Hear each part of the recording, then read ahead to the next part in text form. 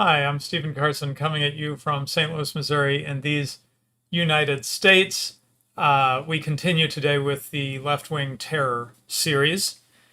And as usual, the part of what we're trying to do is highlight things that you might not have heard of.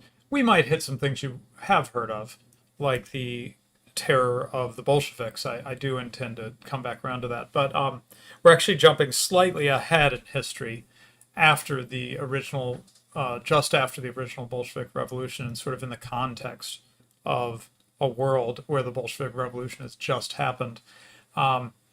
Just because this is the next topic that I felt like for whatever reason. But we'll wander our way through all these things, not necessarily in chronological order. Okay, so before I bring Ryan on, I'll just say that this show gratefully receives support from mostly small donations, monthly donations on Subscribestar. I think you can do one-time donations there too. And then we have a public Bitcoin wallet, which is Bitcoin's really down, so a great time to give it to the show. Okay. All right. Well, let's get rolling. Ryan Turnipseed from Oklahoma. Welcome, sir. Hello, how are you doing? Hi.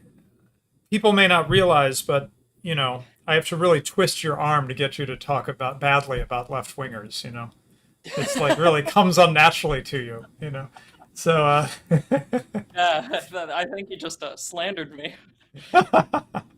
um, yeah, I would say it's in our wheelhouse for both of us on this. And I was just sharing, you know, in one of our group chats, Ryan, just the thumbnails of the 4 shows, including this one, you know, just the thumbnails and titles of the 4 shows that we've done so far in the Left Wing Terror series, and I'm already feeling quite good.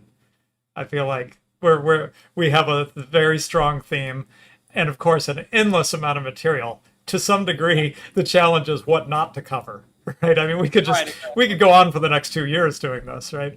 I don't really want to do that. But I want to be a little bit judicious. In fact, I forget it was you or somebody else was suggesting at one point we might even do like a miscellaneous, like where we don't want to devote a whole episode to it, but we'd like to kind of cover some things that we think are important that are smaller and or that we want to spend less time on, right? Right, that was me talking to our good Czech friend Mickey when Right. he was asking if we were going to cover the Bavarian Revolution and a few of the other smaller ones, Right. which will actually come into play today very slightly, but nonetheless it will get mentioned in the topic. He asked if we were going to cover that, and I just had to tell him, like, we could, but like this is going to extend the length of the list by like months if we just keep going through all of these different small revolutions, which I would be fine with, but we might fatigue the audience ever so slightly going through every. Exactly. So we got to use some judgment, some editorial judgment here. I think the stories that we're telling are very important to be told. I think, in particular, of course, we're trying to focus on some things that are not well known. For example, I would expect. I mean, we have a very based audience, right? But I would expect even in our audience, there'll be some people who will say, Biennio Rosso. What? What are you talking about? Right? If you and I were writing the history books, everyone would know about Biennio Rosso. This would not be obscure. This would be a key part of understanding how the 20th century unfolded. I'd say it's a key part of this tale, right? You can't understand anything that's going to happen with Mussolini and the black shirts. You can't understand anything that's going to happen with Italian sort of conservatism, monarchy, irredentism, and their foreign policy and all this other stuff without understanding first, you know, what was the internal threat of communism and the external threat as well. Right. So vital. Exactly. Okay. So in the marketing, I featured Mises's quote. Let's go to that. This is from an article by Ralph Rako. Let me share the link real quick into the live chat, if I can find my way around my various windows. There we go. Okay, there's the link in the live chat to the article that we are going to go through. And let me get it so it doesn't look cut off. Okay, so let's start with what you might call a mystery. People here for this channel wouldn't be surprised to know that Ludwig von Mises was not a fascist. Well, not a fascist from our point of view. From the point of view of commies, I guess we're all fascists, right? I mean, you know, Pope John Paul II was a fascist. Mother Teresa was a fascist, right? But anyway, that silliness aside, thank you for the donation, Scratchy McDumpwaffle. And now we will go on to the very serious subject of Biennio Rosso. Anyway, after saying that name. Okay, so Mises is an economist. He's the preeminent free market economist of the 20th century, I would say, certainly of the early 20th century, intransigent in his opposition to statism, to what we would think of to some degree as fascist economic policies, or things that he really opposed, right? So what in the hell is he doing saying this? Quoting Mises in his book Liberalism, which was written within a few years of the events we're talking about here. They're very close to these events. It cannot be denied that Italian fascism and similar movements aiming at the establishment of dictatorships are full of the best intentions, and that their intervention has for the moment saved European civilization. Let me say that one more time in case you missed that. This is Ludwig von Mises saying that fascism and similar movements saved European civilization. And then here's the line that everybody, friend and enemy alike, quotes. The merit that fascism has thereby won for itself will live on eternally in history.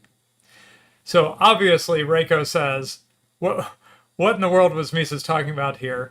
And we're not going to go through it, but in the article you can see he quotes a number of Marxist writers and so forth. Herbert Marcuse, he mentions, you can see it on the screen there. Herbert Marcuse and others critiquing Mises for, you know, hey, here's the giveaway. Mises is just basically a fascist, right? Look at him. He's praising fascism. You know, QED. We're done, right? Reiko says, okay. Slow down. There's a little bit more you need to know to understand the context for Mises's comments. Now, we're going to go on to what Reiko covers in a moment, which I think is mostly a little more specific to Italy. But first, Ryan, help us understand the hard part about history, right, is not being anachronistic in your context. Right. And so we need to be, over 100 years ago, we need to rewind and go to a place where most of us don't even know how to go to because the history that's been taught us is so bad that we can't even imagine what it might have been like in 1919 in Europe, what the world might have looked like, and what sort of threats might have seemed imminent. So help paint a broad picture, and then we'll focus in on Italy. Okay, yeah, broad picture. The Russian Empire has completely collapsed to a Bolshevik revolution. It's in you can almost describe it as a multi-way civil war because you have the Reds, which are the Bolsheviks, and the Whites, but also somewhat, maybe not as relevant to what we're talking about. You have anarchists called the Black Army, and that were extremely atrocious. They were active until I think 1922, but you know, we're not exactly in 1922. We're 1919 to 1920. News of them would be getting to the rest of Europe. It's absolutely atrocious, and they're anarchists, but probably closer to the ones that we discussed in the Haymarket massacre, and not the one that you will hear Stephen and I talking about. Right, and on the Bolshevik stuff, right. They went into like real trouble for the regular person in Russia quite quickly after the Bolshevik Revolution, right? Not only is there war going on, but they're starting to impose pretty harsh socialistic measures, communistic measures, right. And it's resulting in famine and general chaos that would not, if you'd heard anything about it, you would not exactly want it coming to your country, I would think. Right, and we covered that, I believe, on the Democide stream that we did with your research paper about the deaths under war communism, and then later on right. the relaxation under the NEP. Regardless, they're killing a bunch of people, both domestically and in warfare. You have these terrifying anarchists that have like a skull and crossbones on a black field. That's their flag. So scary things coming out of Russia. The German Empire has collapsed to revolution. Some of them were liberal in their persuasion, but also you had socialists and also Bolsheviks mixing in. So you had a lot of influence from, I believe it would be Rosa Luxemburg, um, trying to influence some of the revolutionary elements in Germany before ultimately being killed. The Bavarians also have their own version of a revolution inside the German Revolution, where I believe at first it would be sort of idealistic communists take it over, and then later more authoritarian Soviets take it over and establish the Bavarian Soviet Republic. Um, might also be a reason why Bavaria was such a conservative stronghold later throughout the decades, because they got to see firsthand this revolution in their own homeland. Did not last for long. The Freikorps eventually put it down. The Austrian Empire had just collapsed, and you saw a lot of liberal nationalism taking over, I believe, in Czechia, parts of the Balkans, though I don't know if they were as liberal as the Czech nationalists or Bohemian nationalists even. But also, you had in Hungary a Soviet or a communist revolution where they established the Hungarian Soviet Republic, which did not last very long. It immediately got invaded by all of its neighbors, but nonetheless, it was still a threat, hence the invasions. And Mickey said, just to get our timing, because we're trying to understand the sort of what the atmosphere is in around like 1919. That is March 1919, Mickey said, that we have a communist proclamation of a Hungarian Soviet Republic. Right. So that's yeah, right at the beginning of all this, or right in the middle of all this, right? Right. All this stuff is happening either during or right in the wake of World War One. Just so everyone's clear. And then even then, like that's just the European stuff. You see a surge in trade unionism, socialism, and all these other leftist ideologies in France and the United Kingdom, especially after the war. Whenever most of the governments tried to shut down the war economy, you see a temporary spike in unemployment, perhaps monetary issues. Things aren't looking good, so socialism therefore becomes more popular. This is also what's happening in Italy, but I don't want to jump the gun there. We still have more context across the world. And then you get to the United States. Labor violence is probably heating up even more than what we discussed last time, even though it has been decades at this point.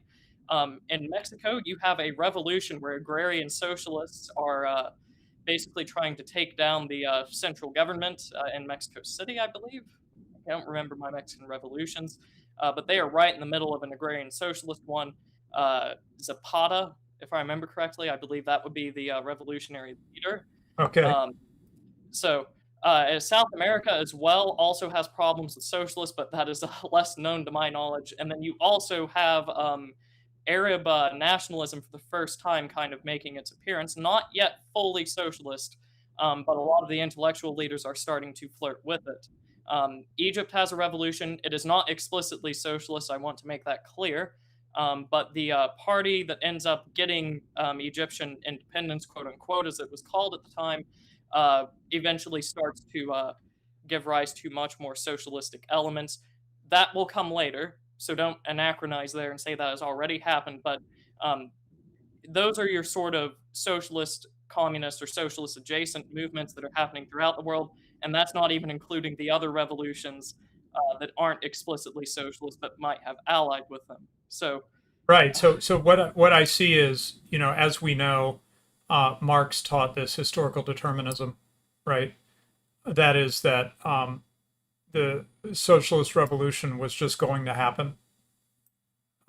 It was the way that history was unfolding or something like that, right? And so it was kind of inevitable, right?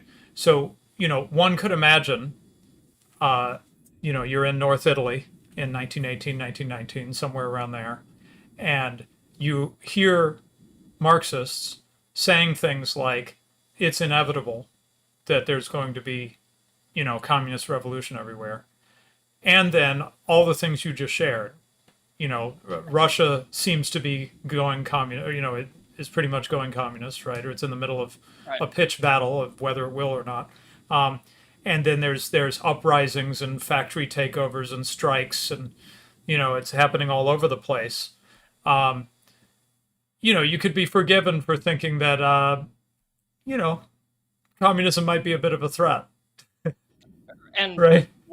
I don't know how much we're going to give backstory in Italy specifically, but they also have a history of very, I don't want to say brutal, but very nasty socialist violence. Um, which, and not even being anachronistic, I believe this would go back to the 1890s with trade Mm, union strikes in the north, particularly on rice paddies. That was one of the main issues, was rice farmers in the north of Italy going on strike, and it led to quite a lot of battles.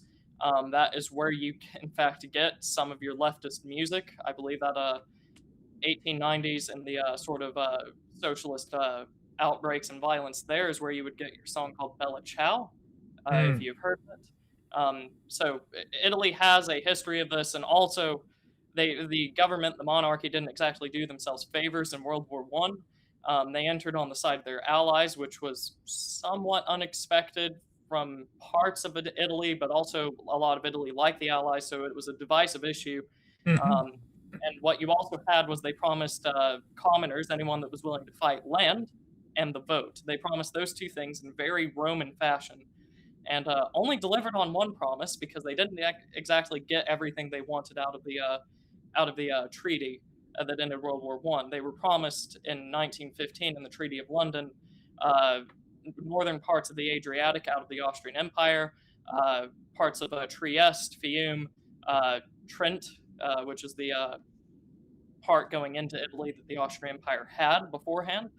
They only got some of that, mm. and this would rejuvenate the sort of nationalistic and right wing movement, but also the socialists were not happy at all either. Some of them could have just capitalized on the unrest. I believe that's what Gramsci did with his Italian Communist Party, but also you had uh, basically you have new rhetoric for the socialists now. Look at the overclass of monarchs, nobles, and politicians that just completely threw you into the meat grinder that was World War One and didn't even Right. give you Yeah. what you wanted. So, uh, not that it's not looking good if you're a conservative or a monarchist in Italy at this point.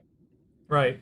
Okay. So, with that as a broader picture and a little bit of context leading in Italy itself, let's see how Ralph Rego explains Mises's challenging statement. Um, so, um, okay, so he says Mises begins by pointing out some facts which are perhaps not as well known today as they deserve to be. Italian fascism, and he mentions the Freikorps in Germany as well, gained prominence in response to a particular challenge. So in 1919, Lenin had formed the Third or Communist International, generally known as the Comintern. Okay, so Communist International or Comintern we'll use interchangeably. And this, which consisted of the communist parties throughout the world aiming at world revolution. And as Mises correctly states, the Comintern parties did not shrink from the frank espousal of a policy of annihilating opponents. All right.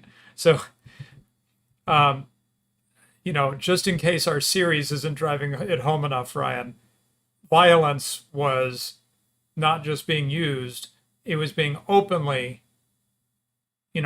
but I think maybe I'm being unfair because I'm thinking about the American context, but I still think of leftists as hiding behind, or at least from when I was growing up, right? Kind of hiding behind, hey, we believe in like Martin Luther King and Gandhi nonviolent stuff, and we believe in free speech, right? You and I know that that's all a ruse that they drop as Right, soon as they have power, right? But in the context of these times, I think they're much more open. They're not drawing parallels to themselves and Martin Luther King and Gandhi. They're saying, no, we will destroy you, right? right, and you have to remember this sort of reformism or this pacifist element in the left would develop later. This is not Mm-hmm. original to it, so they wouldn't exactly have those instances to hide behind because we are, in fact, in 1919 and Right. 1920, where every single attempt to implement this has caused some sort of massive, large-scale violence, bloodshed, terror, civil war.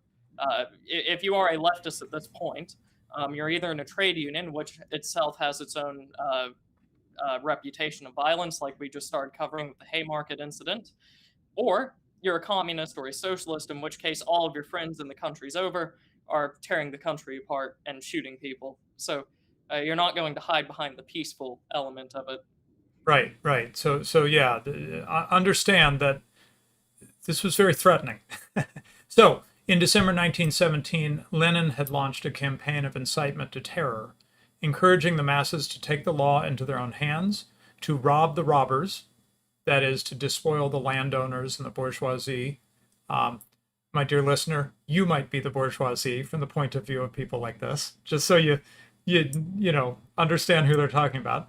To perpetrate street justice, that is like lynch people, right, against speculators, black marketeers, and in general to engage in fratricidal class carnage in town and village.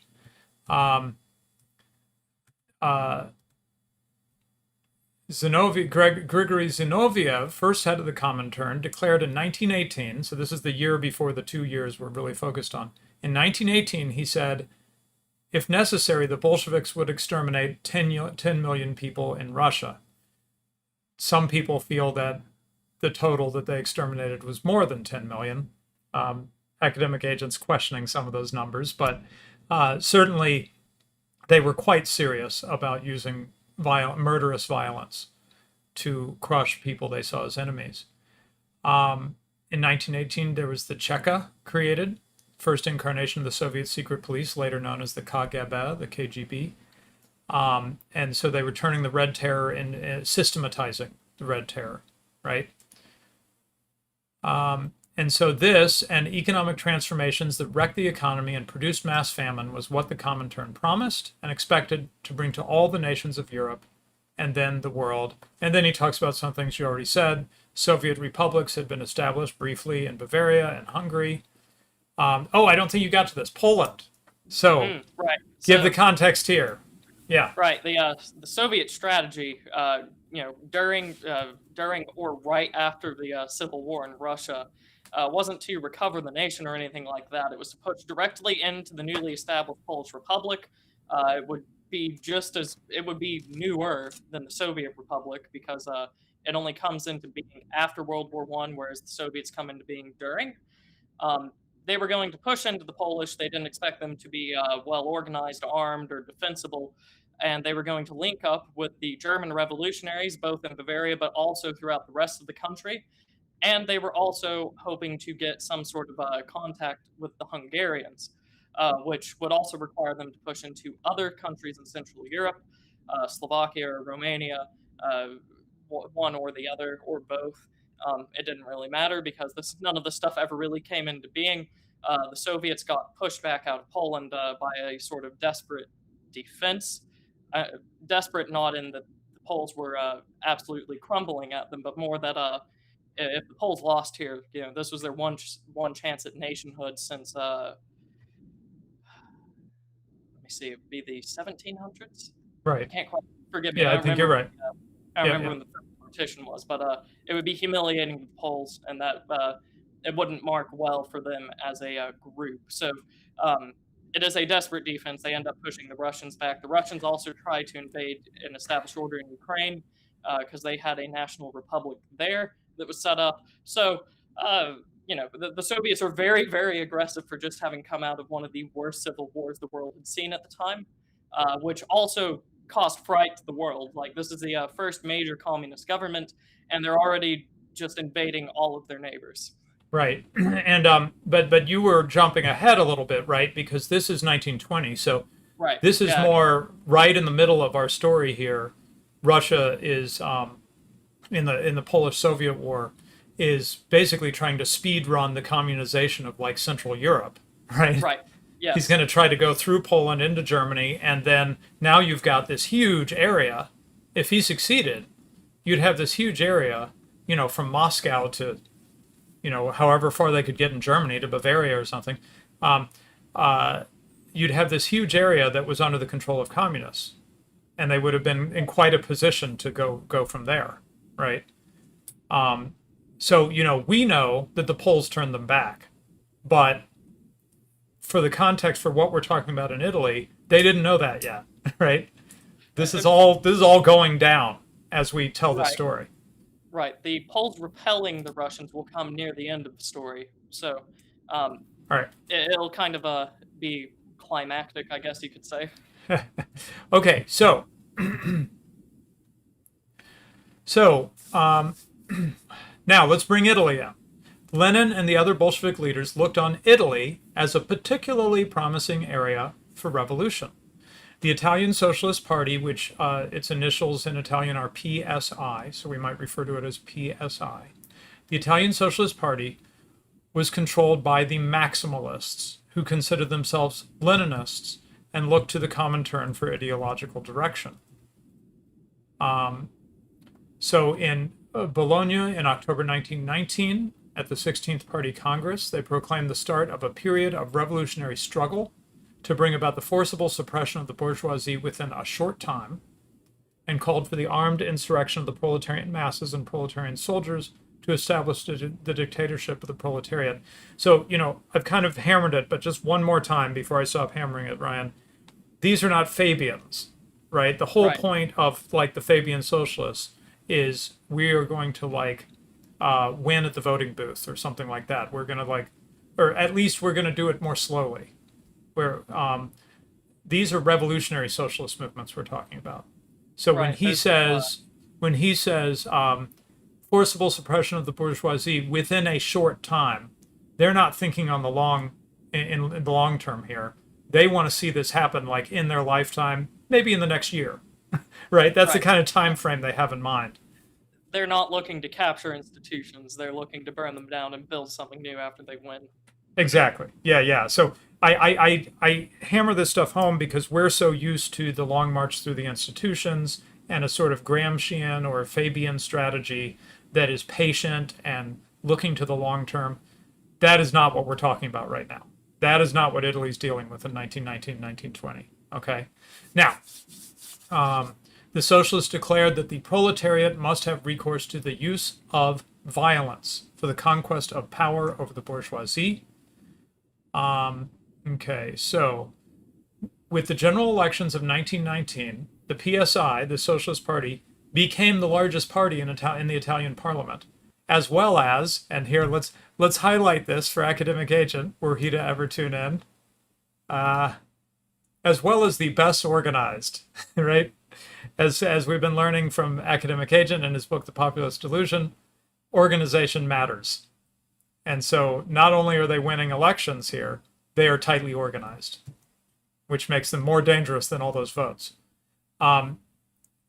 Okay, so they worked actively to destabilize state institutions, including parliament.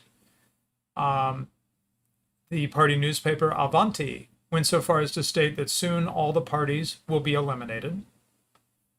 And then Francesco Nitti was made prime minister, and Antonio Gramsci, no less, hailed him as the Kerensky of the impending Italian communist revolution.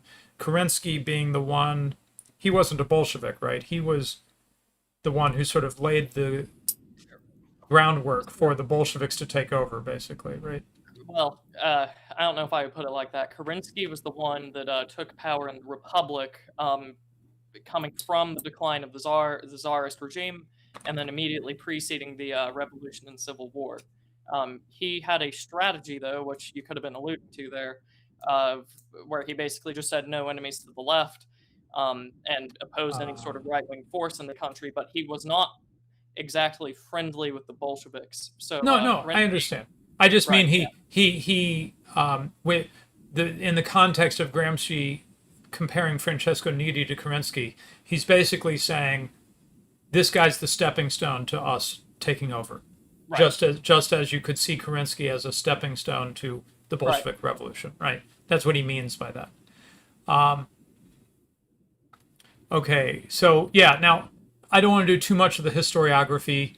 The main historiography I'm aware of is that I've never heard of the Biennio Rosso until I read it in Reiko, but there has been, when they have to bring it up, I guess they'd prefer, left-wingers would prefer not to bring all this up for reasons which will become clear soon. They'll try to cope and play it down and stuff. So Reiko says, today it is often maintained that much of this was bluff and revolutionary posturing, all bark and no bite. This was not, however, the view of prominent contemporaries. So that is really the kind of, this is what I'm trying to do. I'm trying to not be anachronistic and not, we know that the communists didn't ultimately take over Italy at this time, right? But in 1919, it seemed like a very real possibility. Not at all crazy for this to happen, right, Ryan? I mean, are we being unfair? As being objective and unbiased as we can, given our political preferences and stuff. Was it crazy for an Italian in 1919, whether communist or anti-communist, to think communists might be taken over? Right. In order to say that that is hyperbolic or that it was all posturing would be to just look at it with hindsight, which people at the time did not have. People do not Exactly. operate with hindsight. It would be exactly anachronistic. You have to see what was happening at the time with people on the ground. What were they viewing through their eyes? Right. And it was you have these worldwide, independent revolutions. Like it's not like they're all coming necessarily from one area. They're just happening everywhere. And not only do you have communist revolutions, you also have the dissolution of major empires. The Chinese Empire had collapsed for the first time in the last decade, and now it had been devolving into different warlords, some of which were socialistic and communist. The Russian Empire dissolved. You have Finland in the Civil War. You have anarchists, Bolsheviks. Bolsheviks have taken over Bavaria, Hungary. The world is going to hell. And now you have your own socialists in Italy, right in the middle of Italy in Bologna, basically just saying, "Yeah, we're going to do that, but here as well." Exactly. So Yeah. it doesn't. It was How could it be credible. possible? Yeah. Yeah, For these kind of statements were credible from the communists that they were about to take over. It was credible. It was right. not. It didn't sound like, yeah, we can just dismiss them. It was like, oh, they might do it. Okay. Then he gives a little background on that, as you said, socialist violence had been happening already against employers' property, against non-striking workers. It had been systematically practiced by labor unions during industrial disputes. Ryan has mentioned it, but the previous episode in our left-wing terror series was on the Haymarket incident, which was interesting in and of itself. It was like a 9/11 of its time. It made worldwide headlines. It was very shocking what happened there. Right. But also, I think it stands sort of symbolically for a lot of stuff that was happening in these decades of labor violence that was people were finding pretty frightening, right? Right. Basically, we weren't the only country, and I don't know that we are the first country to have anarchic bomb throwers. I definitely know that Russia had trouble with that. I don't know if specifically Italy had. Um, the United Kingdom had its own labor issues by this point in time. World War One, which is what we just got out of for the context of this episode, exasperated that a great deal. So not only did you have the war on the front lines, but you also had a sort of domestic war against everyone that opposed the war. Usually were socialists. Um, Yeah, in fact, specific to Italy, that's how Mussolini got thrown out of the Socialist Party, is because he supported World War One and Italy's role in it. There was a sort of shadow war between most of the states and the socialists during World War One, and then suddenly, when the war's over, half the countries didn't get what they want. The Allies had mm-hmm. weakened themselves and placed themselves in debt, and various empires had collapsed. Well, it turns out the socialists, were in a perfect opportunity, or had a perfect opportunity to take over in a lot of different areas. Right, So that included trade unionists. right. And so, just to give a little more background on what had already been happening in Italy, he quotes Vilfredo Pareto, no less, who Academic Agent is featured in the chapter on in the Populist Delusion. In 1906, so this is 13 years before the period we're interested in here. 1906, Pareto is already complaining that the right to strike had turned into, quote, the freedom for the strikers of bashing in the brains of workers who wish to continue to work and of setting fire to the factories with impunity, right? So really scary stuff. I'm going to skip a little bit of this here.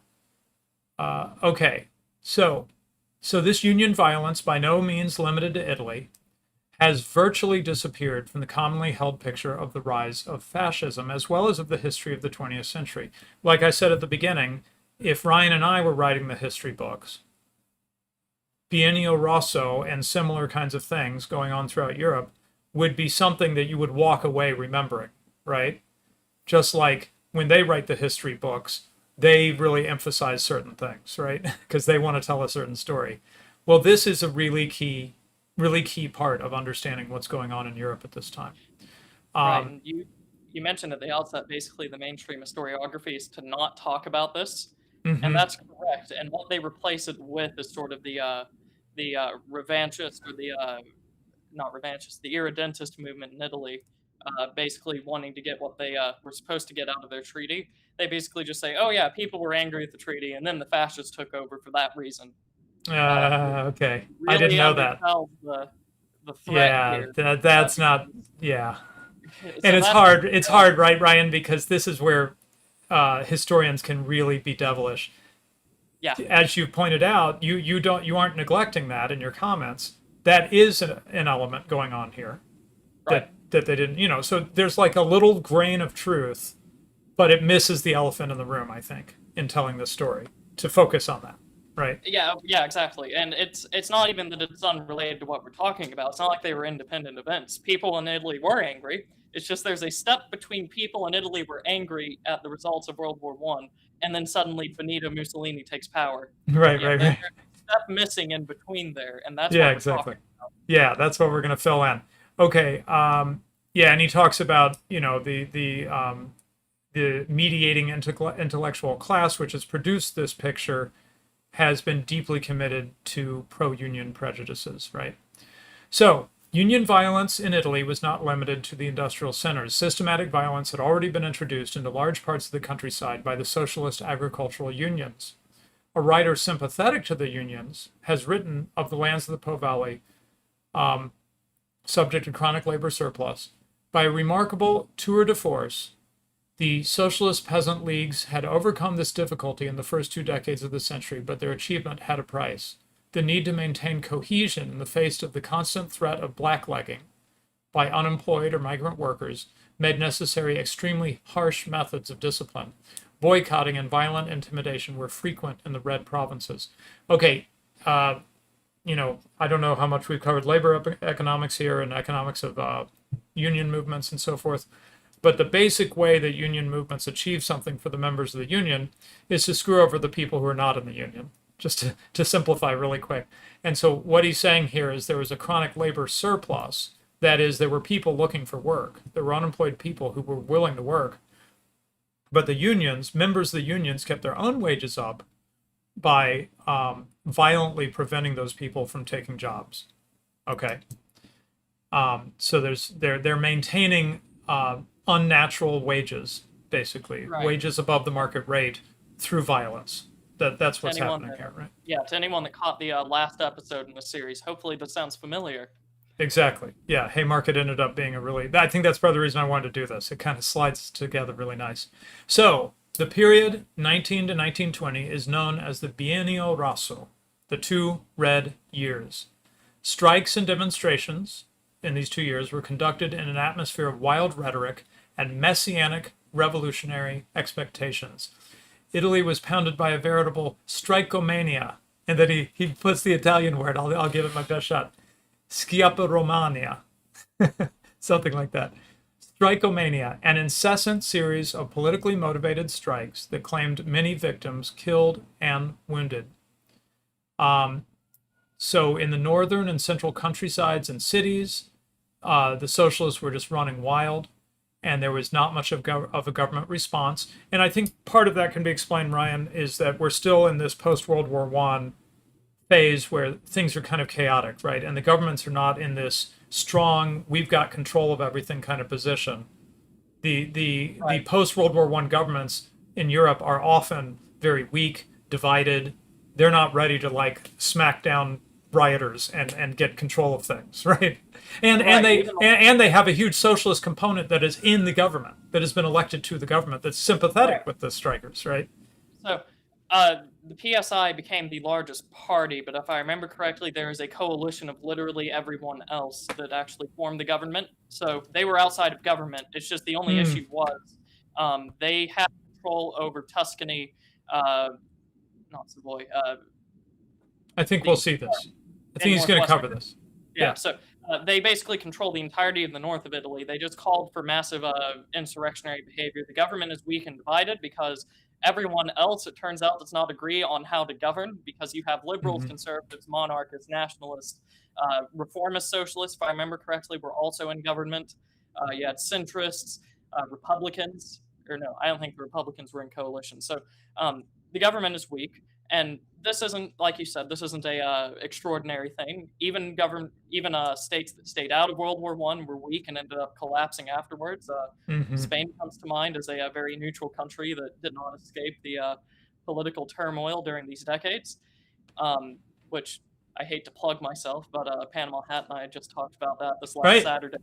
Yeah, yeah. So, On but Ryan's channel. Check that out. yeah, in Italy though, you what you're looking at here, especially if you look at the 1919 election, is the socialists have just called for revolution.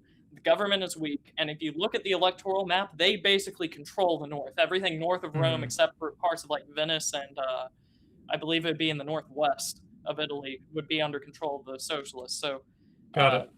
not looking stable, not looking good, and very, very terrifying. So all of this led many to fear an imminent socialist takeover. Um, let's see. He talks about the Socialist Agricultural Union. It had recruited close to 1 million members by 1920, and its aim was to collectivize all the farmland, which would be worked by cooperatives of laborers. You can imagine how that sounded to the farmers, right? The ones who owned the farmland. Um, One strike in July 1920 involving most of the farm workers of Tuscany. This is one of those areas, right, Ryan, where they're very strong. The Right? Yeah, socialists are very strong. Yeah. Ended and with a it would stay contract. that way for decades. Yeah. Ended with a contract which the landowners felt destroyed the very viability of the commercialized sharecropping system. Um, and let's see. Yeah, so in the end, the employers were forced to recognize the employment offices run by the Federterra, the Socialist Agricultural Union, as the exclusive source of the supply of labor. And year-round employment quotas were imposed on all farmers, large or small. So, in effect, they're already socializing aspects of the agricultural economy in northern Italy, at least. Right, and this also has a different effect as well, because Italy was one of the few countries that, after World War One, had retained their sort of monarchical system with their nobility and the monarchy. The king still had actual power, which, if you know anything about Mussolini's March on Rome, he wasn't elected; he was placed in power by the king. That's what's running here. This isn't just destroying, actual market, the market for agriculture, but also it is weakening the nobles that still held land. uh, that whole class of that whole power class in Italy. They just got completely weakened by this takeover.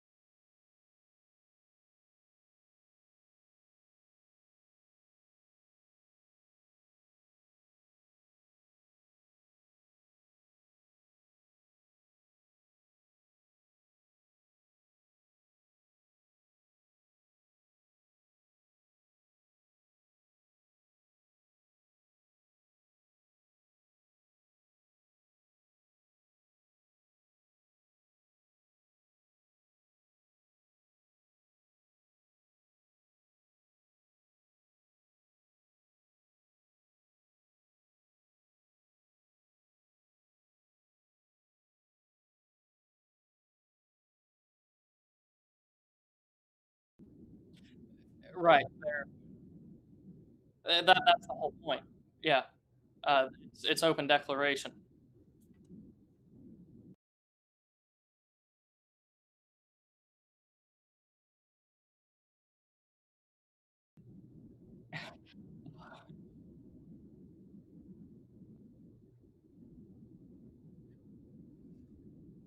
I, uh, I'm I'm getting Stephen. I'm getting told that someone's muted. Muted. Okay, sorry. I missed a bunch, didn't I? Oh crap. Okay. Yeah. So what I was sharing, sorry, I messed that up. Uh, so in July 1920, representatives of the Italian General Confederation of Labor signed a pact in Moscow adhering to the aim of social revolution and the Universal Republic of Soviets. So, what I was saying while muted is that this is not a conspiracy theory, that socialists internationally are working together towards these radical aims. This stuff is being openly announced, right, Ryan?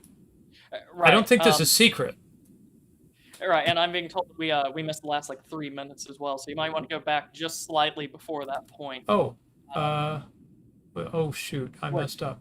So We can skip it. Okay, let's keep going.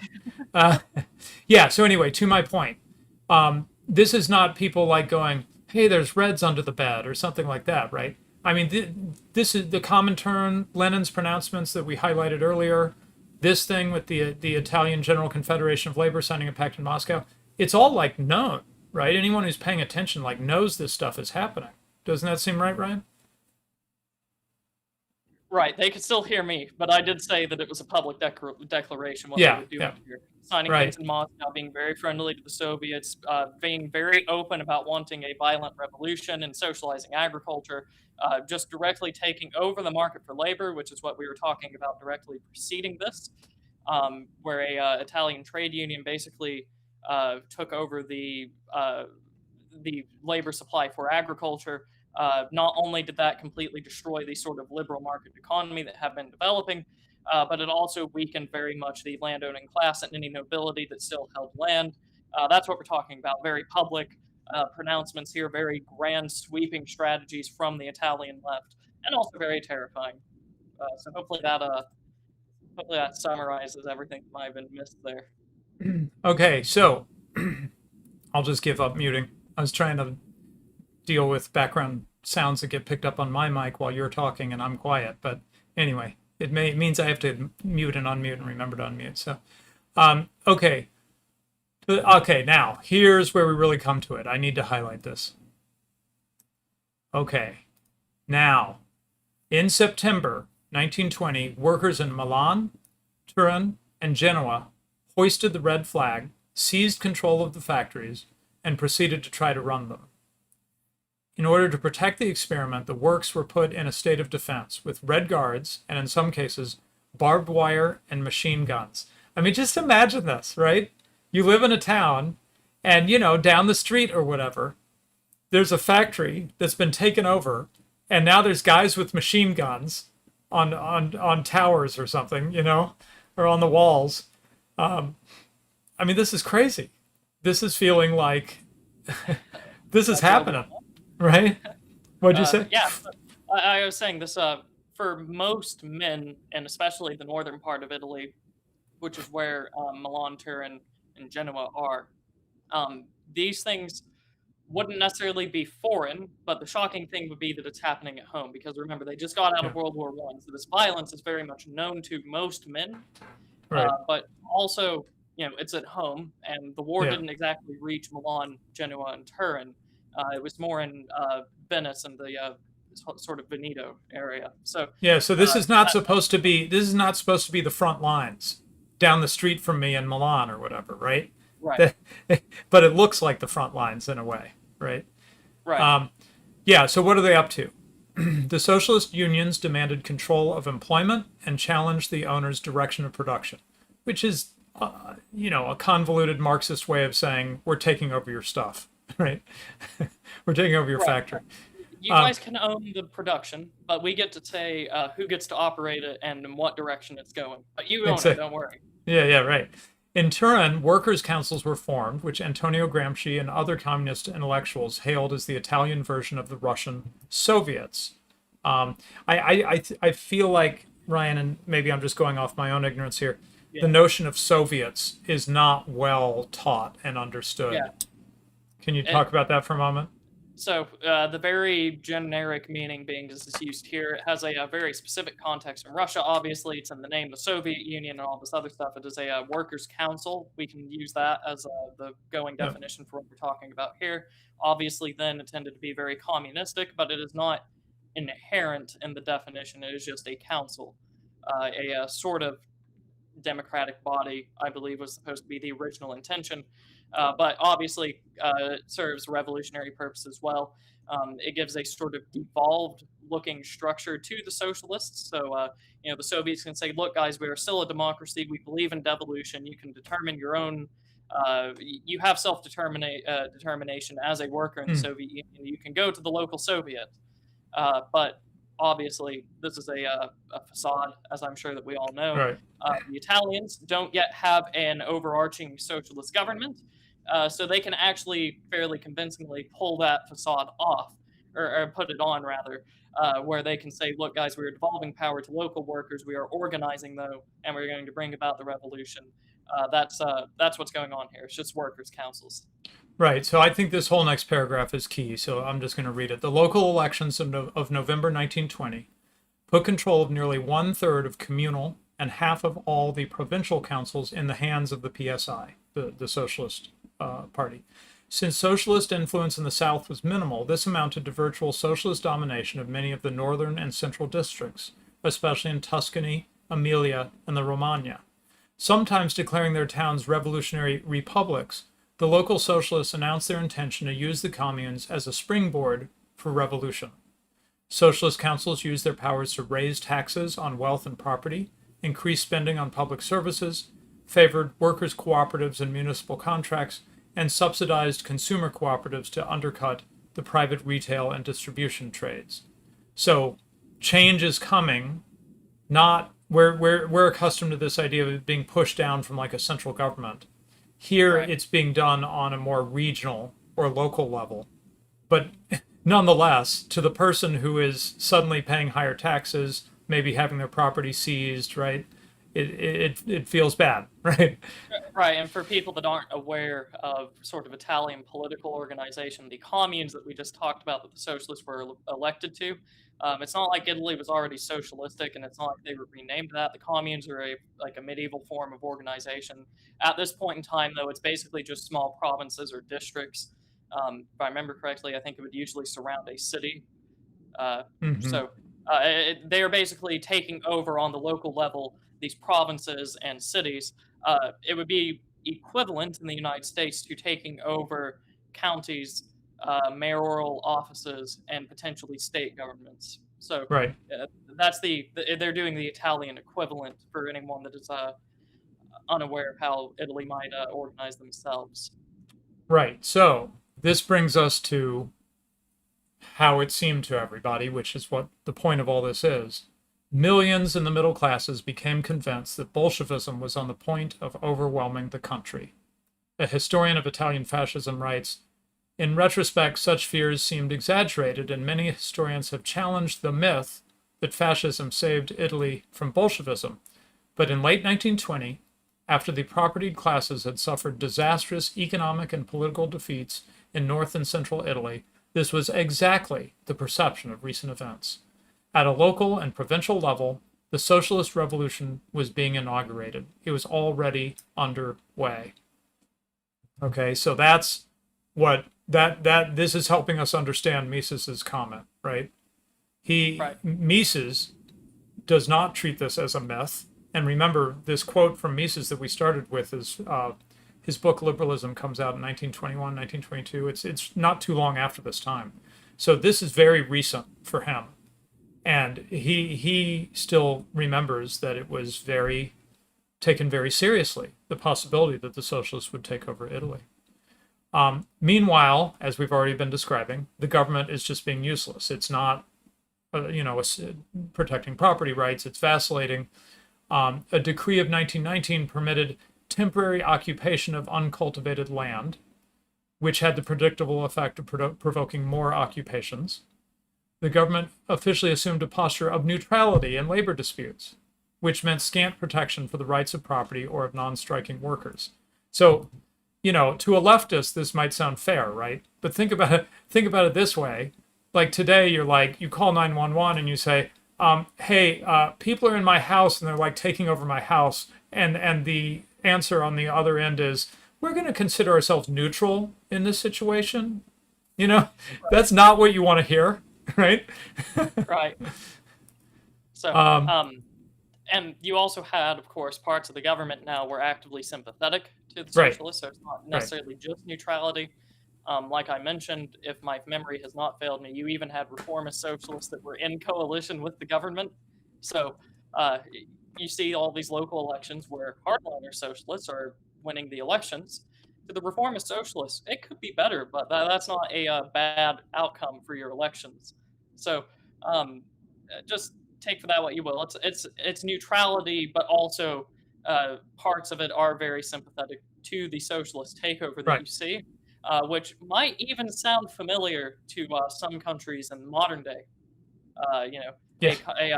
a government being sympathetic but officially neutral towards a potentially violent and anti-civilizational force that's actively Exactly. destroying parts of it. So Exactly. Yeah. Yeah. Let me just share this last line from Reiko. He says, in the seizure of the factories, the government refused to use force to evict the workers, and in fact supported their right to share in running the factories. So right. the government was neutral to supportive of this, right? So Okay. So all of that hopefully gets us in our minds time traveled back to Italy, northern Italy, 1919, 1920, and explains what happens next. This is the missing context that they don't give you, right? So, the Biennio Rosso provided the occasion for the spectacular rise of the fascist movement, which until then had lacked focus and support. So he's saying that there were people around called fascists, right? You know, there are lots of, as Ryan was reeling off names of people in Parliament that were in coalition or whatever. There's lots of different movements. The fascists are one of them, but they didn't have much support, popular support, and so forth, right? And he complains about someone not even mentioning this in a biography of Mussolini. But anyway, so the great increase in fascist membership and influence came initially in the rural areas where fascist squadri, were formed. And this element of the fascist movement is referred to as squadrismo. The fascist squads were gangs of mainly middle-class young men, many of whom had served as lower-rank officers during the war. They were university and secondary school students, sons of the professional people, local traders, officials, businessmen, and farmers, who supported or sympathized with fascism's drive against socialism. So I think I don't want to be unfair to the, I'm trying to be objective here, not trying to be unfair to the fascists, but this is a reaction to everything we just described. That is what's giving the fascist movement its support, right? Is that the propertied classes want to put a stop to this, and they're looking for somebody who will do it, and the government is not doing it, right? So who will be our champion? Those last few sentences you just described could describe any fascist movement in any country. I was going to say that, but I was trying to be concrete. Sorry. Okay. Yeah. Yeah. So, but yeah, that is exactly what happened. It happened like that in Italy. It happened like that in Spain. If you do consider Franco's movement fascistic, which some do, some don't, we're not into that right now. Happened that way in Germany. Happened that way in Austria, which is directly relevant to Mises because the Austro-fascists put Mises back into government, right. where he was one of the he was in advisors. the Chamber of Commerce, if I remember economic correctly. advisor, yeah. So every single time this happens as a reaction to basically a leftward element taking over society and the government not doing anything. In Austria, it was the Social Democrats. In Germany, it was the Communists, the Socialists, the Spartacists, and all these other groups. In Spain, it was Republicans, Socialists, Anarchists. And in Italy, it was the PSI and their various different offshoots. Right. So bringing it back to Italy here, the socialist program had alienated even many sharecroppers and tenant farmers. Now, why does it say even many sharecroppers and tenant farmers? Because in theory, the sharecroppers and tenant farmers would think, "Hey, I'm going to be in a better position with a socialist revolution, right?" But even they had been alienated. So them, together with other agrarians and local businessmen, financed and equipped the fascist squadri. So to be clear here, Ryan, at this point that we're talking about, the fascists are not anything official. They are like militia or something, right? I mean, Right. they're not an arm of the state at They all. are at this point they are so devolved in their structure, or so not disorganized, but decentralized, that Decentralized. Mussolini isn't even necessarily like the official leader. He's Right. just a very charismatic and very important figure, but he's not the leader. I don't think they had one. He Right. also had a figure named Italo Balbo, who also led a group of black shirts that was seen as, either on par or just slightly below in importance. Hmm. Like this isn't exactly your Caesarist movement if you're trying to look at it like that. Oh, right, right, right. Um, so, yeah, so especially in the Po Valley, the squadry were often supported and joined by peasant proprietors, leaseholders, and sharecroppers as a defensive measure against the socialist mobilization of the day laborers and their long-range goal of collectivization of the land. Um, Farmers and local businessmen complained of the failure of the government to protect their property. For them, supporting the squadry was a kind of middle-class self-help. So, I'm thinking here, and maybe this is an unfair comparison, but I'm thinking here, Ryan, of friends in South Africa who tell us about the use of private security to deal with increasing crime in South Africa, Right. right? I think for many people in this situation, at least at this point, it's tantamount to like private security. Like, who's going to protect my farm? Who's going to protect my factory? Oh, these guys will. Okay, great. How can I help? Or if you How can I make this happen? Because I do not want right. to be expropriated.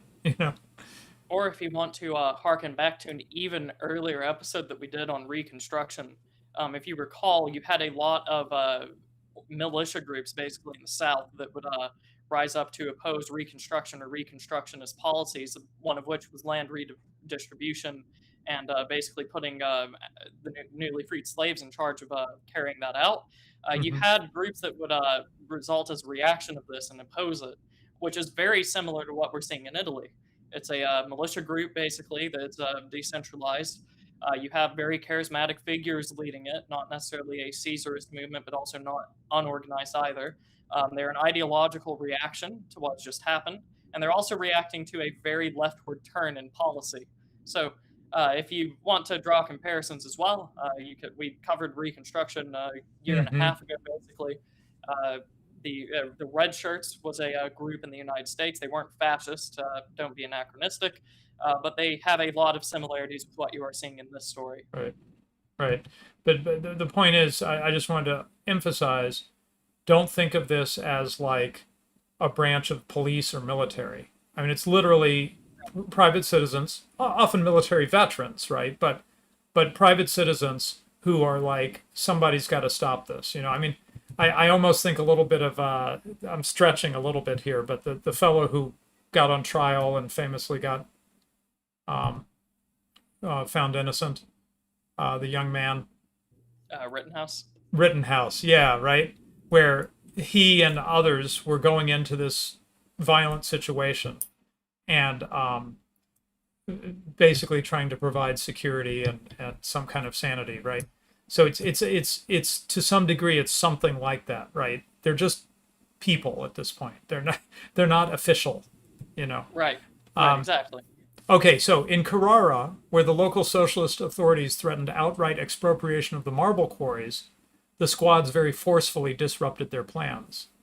Okay, so now so what we've been describing is sort of socialists taking over more and more, um, and now they're starting to get some defeats.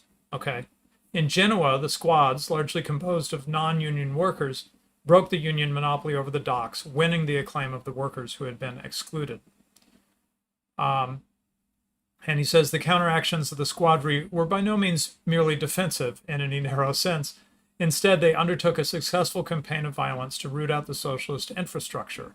Applying physical force that their opponents could not match, the fascists destroyed socialist run town halls, union headquarters, newspapers, and cultural centers. So, um, I'm not making any value judgment here, but just to explain what they're doing, they are seeing, sort of what is the source of all of this trouble. And they're going right to what they see as the roots of the agitation and the violence, and shutting it down, and smashing up the printing presses or whatever, right? Okay. And then we'll stop with this, and because then he goes on to talk about Pareto and so forth. But I'm just interested in this story arc here. So the fascist, it goes without saying, be sharply and legitimately criticized on a number of counts, including their violent excesses and their ultimate program. He means once they take power under Mussolini and so forth. Right. But that's jumping ahead, right? We're just looking at this reaction to the 2 red years. It is odd, however, to read in a standard history of their coming to power of the sordid facts behind Squadrismo, namely its dependence on official police connivance and funds from industrialists or agrarians. It is difficult to see what exactly was sordid about property owners resorting to the only means open to them to safeguard their rights. Such rebukes, and they are routine, bring to mind the French saying, and I just love this. I'm going to struggle with the French, excuse me, French speakers. C'est animal est très méchant. Quand on l'attaque, il se défend. This animal is very malicious. When attacked, it defends itself. What a great quote. So I really like how Ralph ends this section, because that is exactly the picture I get when we get the full context. It is a very threatening situation. People decide to defend themselves, and you can get into the absolutely, you can get into the details of the specific actions that were taken to defend their property, and did they go too far in some cases? Probably. That's what usually happens in cases like this, right? Were they unjust in certain respects? But to just overall say they should have just laid back and taken it, just sit there and wait for your country to be taken over, and to be thrown into a camp like is happening over in the Soviet Union, right, under the Bolsheviks, right at that time. Just wait for this to happen to your country now. What you've just seen happen to Russia, right? What is threatening to happen all over Europe. Just sit there and do nothing. Well, Right. I have trouble. I would have trouble going back to Italy in 1919 and say, "Let me tell you about Gandhi." Right, or you can imagine telling them about Mussolini. Guys, if you don't oppose this Mussolini character, you're going to lose another world war. But worse yet, he's a fascist. You know, he's going to make sure that the monarchy stays in power, and he's going to enforce all of these terrible reactionary laws. The average Italian, of course, was very happy with such a platform. Right, But um, and more to the point, and I didn't bring up the anarchists at the beginning in Ukraine for nothing, because the worry was with these socialistic movements once they become very, very popular is, God forbid, what if they get in power and split into all these different warring factions like Leninists, anarchists, agrarians, and all these other types that will just indiscriminately kill anyone in order to attain power.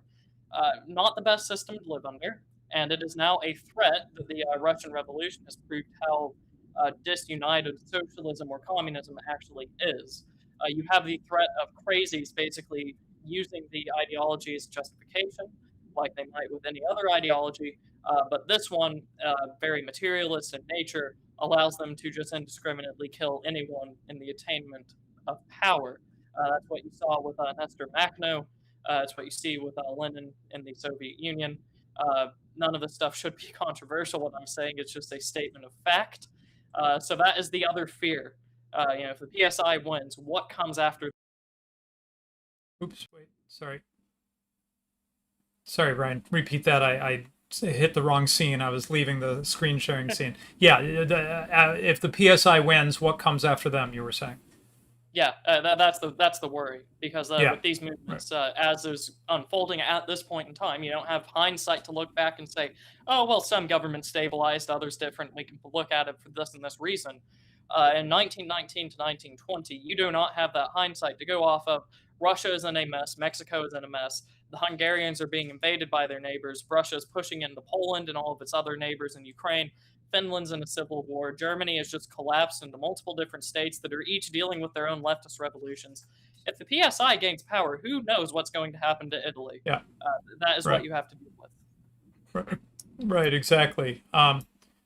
Okay, well, I was going to go ahead and hit super chats. I really think we covered what I wanted to cover, which is just to paint a picture of how the situation looked in Italy in 1919, 1920, to explain why there was a forceful reaction to this and why it seems to me, whatever you think of the precise actions that were done, a reasonable Italian in 1919, 1920, not an insane right winger or something, but just a reasonable Italian would feel like, I don't think we want to keep going in this direction that they're pushing. Not sure how to stop it, but we can't just let this happen. We're gonna lose our country. Right.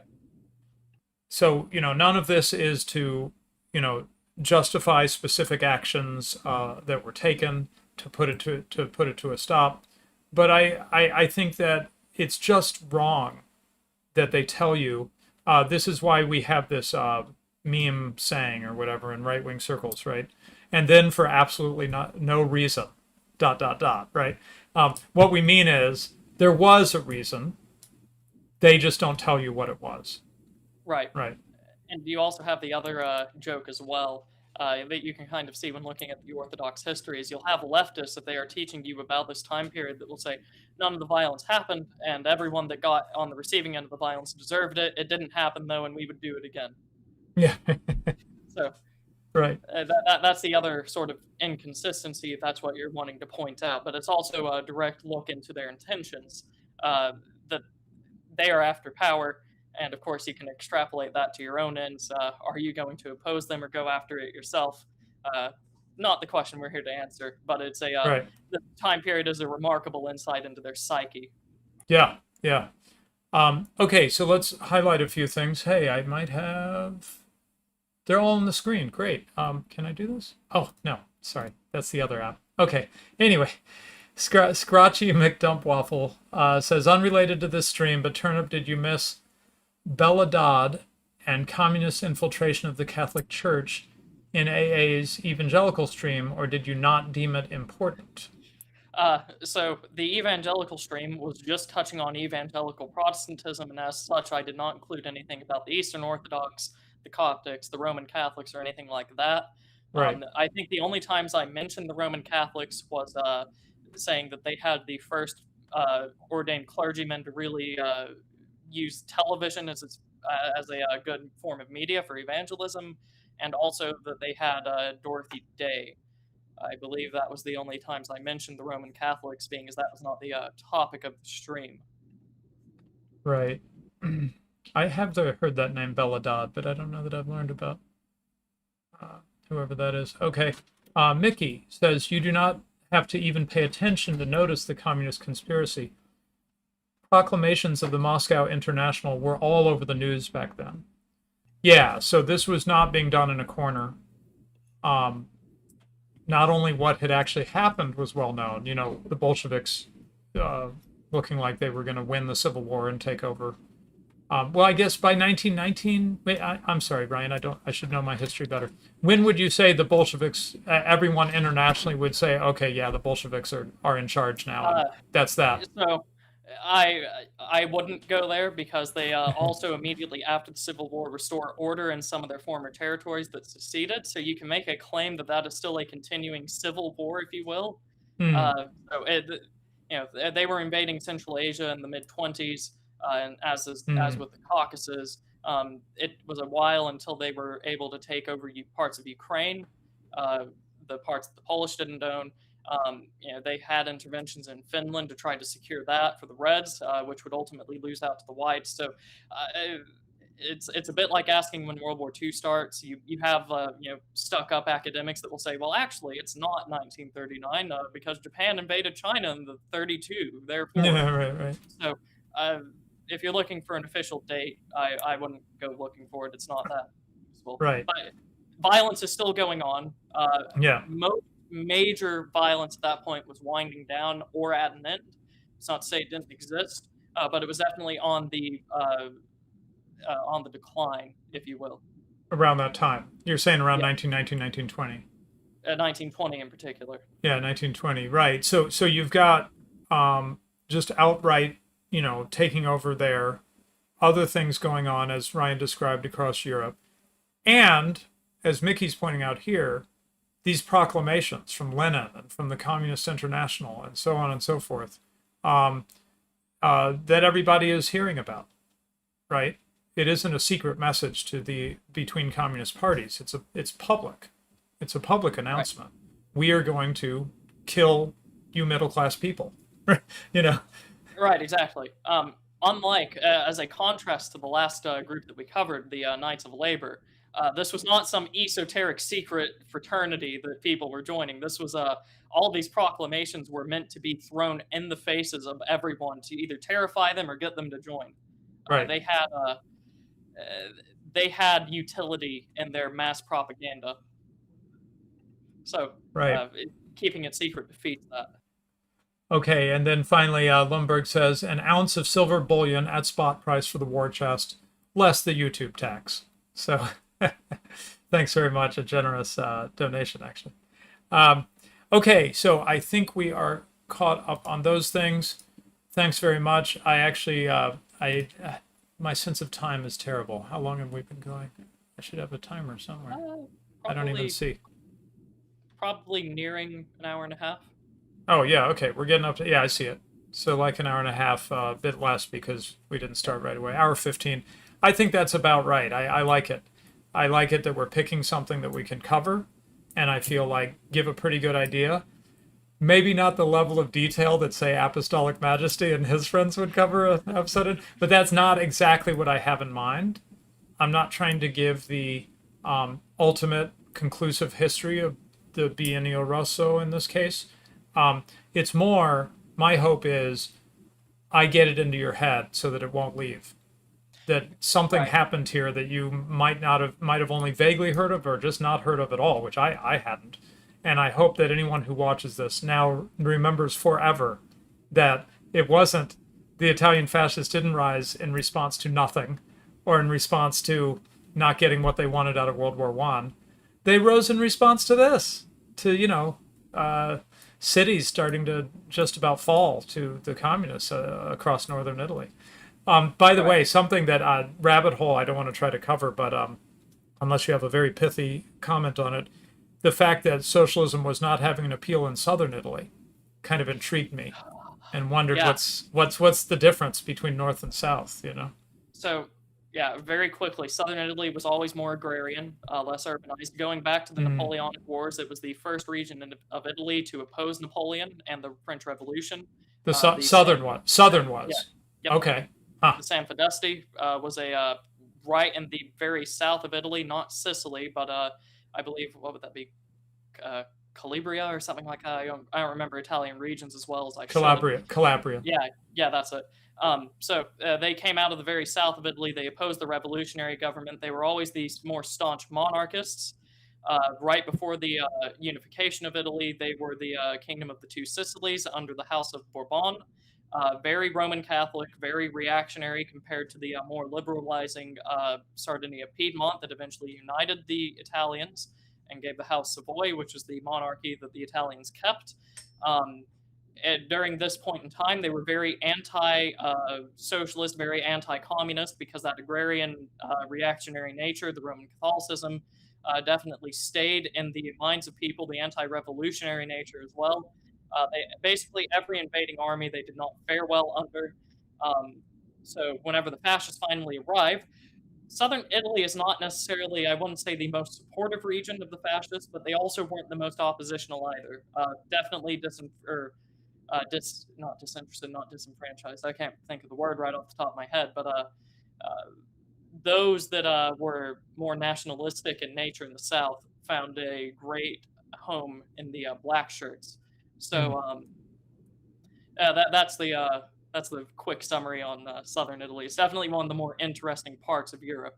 Yeah, Uh, that's very interesting. So yeah, the you're saying the implementation. fact that socialism was not having purchase in the south of Italy relative to the north is not too much of a shock because you can go back what French Revolution, well, when does the French Revolution reach Italy? I guess early Well, it would 1800s be or about, something. So this I is think, you could go back like 100 years right. or more and see precedent for the south of Italy being less inclined to go with these sort of left-wing revolutionary kind of things.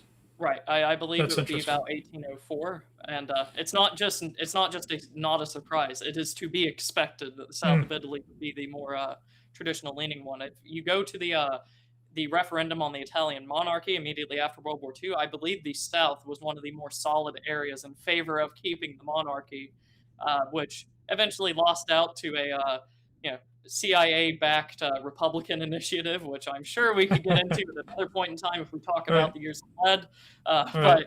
But the traditionalists in the South were not enough to keep the monarchy in place. Uh, Mm, so it's to be expected. The south of Italy is the more reactionary point. thank you. Also, That's interesting. because of that agrarianism and the relative urbanization and industrialization in the north, they're considered backwards. So you kind of have the an American South situation going on there, where they're seen as the less Yeah, developed, yeah. backwards Hicks, Right, right, if right. you And will, more traditionalist and right, yeah. religious. Now, Uh, would Sicily fall in? I don't consider Sicily part yeah. of Italy in a sense, but So would Sicily uh, sort of be similar to southern Italy in regards to this yep, sort of thing? yep. My It's in that block. Yes. yeah, my So beloved Sicily, where we had a lengthy honeymoon, I think and a little half piece of of my Sard. heart is in Sicily.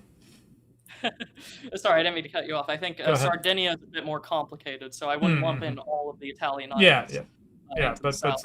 But Sicily is more in line with the southern Italy in terms of traditionalism Right. um, and perhaps pro-monarchist, not ready to jump on board with things like the French Revolution and things like that, right? Actively opposing it. Yeah. Actively They are opposing much. it. Yeah. So I forget the cardinal's name. Was Ruffo, something along those lines. That actually it was a cardinal that led the counter-revolutionary armies in southern Italy. So that's sort of Wow. how. Just to give you a feel for what was going on at that point in time, and then that tradition carries on throughout the 1800s into the basically into the modern day, if you want to put it that way. Hmm. But it obviously things change over time. There are other factors pressuring it. Yeah. Um, okay, thank you. That was personally interesting to me. Hopefully not boring to everybody else. But like I said, I feel a little bit of a connection to Sicily and you know southern Italy and everything. So that was good to. I was he kept saying this is all happening in the north. This is all happening in the north. And I'm like, what's going on in the south? Yeah, yeah. The South. If you look at the electoral maps, which probably we shouldn't show them there because they aren't the full picture. Yeah, yeah. The South will very rarely, if at all, vote for anything socialist. Mm, They the leftmost parts of the South will always go for, I think it was the People's Party, which is sort of like the centrist liberal party, mm-hmm. and everywhere else would either go conservative or eventually parts of it would go for the was it the list, I think it was called, which was the fascists. So they were very right wing. It is the Mm, right wing part of Italy. Make interesting. absolutely no mistake. Wow. Okay. All right. Well, I hope to get back there someday. Um, okay. I think we are ready to wrap everything up. Let me check one more time. I didn't miss anybody before we stop. Think we're good. Think we're good. Okay. Thanks, everybody. I hope you're finding this series interesting. I'm learning as we go as well. What we haven't done, Ryan, I don't think, have we? We haven't had any guests on. And if we planned a little better, some of these topics, of course, we have friends who can really help us provide more depth and Yep. context on some of these episodes. So I probably need to line out. We're gonna. Oh, that's the thing to mention. I'm gonna be off for 2 weeks, speaking at the UK event, the Witten, 1 week from today. I don't know if they have any tickets left, but if you're in England, It's going to be in the Midlands. If you're anywhere near there and would like to meet up, I would love to see you at the event. Well, I don't know. I don't know if there's any tickets left, but would love to see you there. It's Thursday, Friday, Saturday of next week, so that's August 25th, 26th, 27th. So I'll be over in England, so I'll be missing a show for that, and then the following week have our traditional family vacation at a very cool private community that I always like to mention because that's kind of interesting that there's this private community and you go in it and you feel very safe, which you'd kind of expect.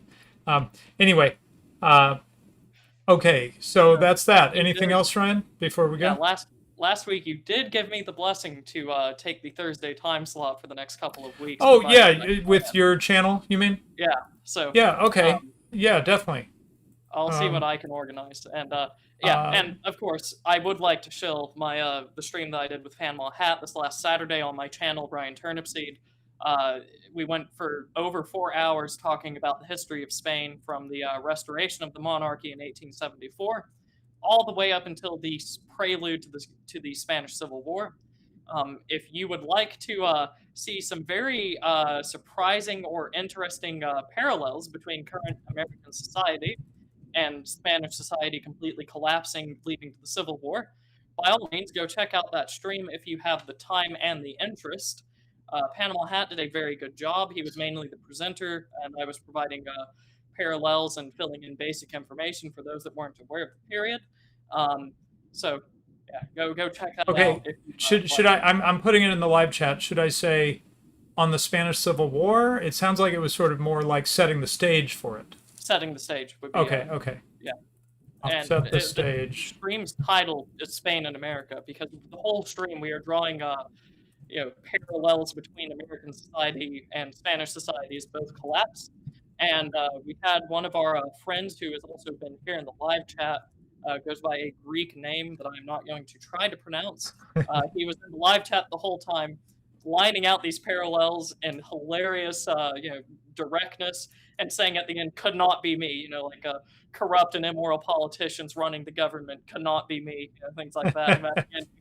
Okay, so you're saying you drew I'm just getting this right for the live chat.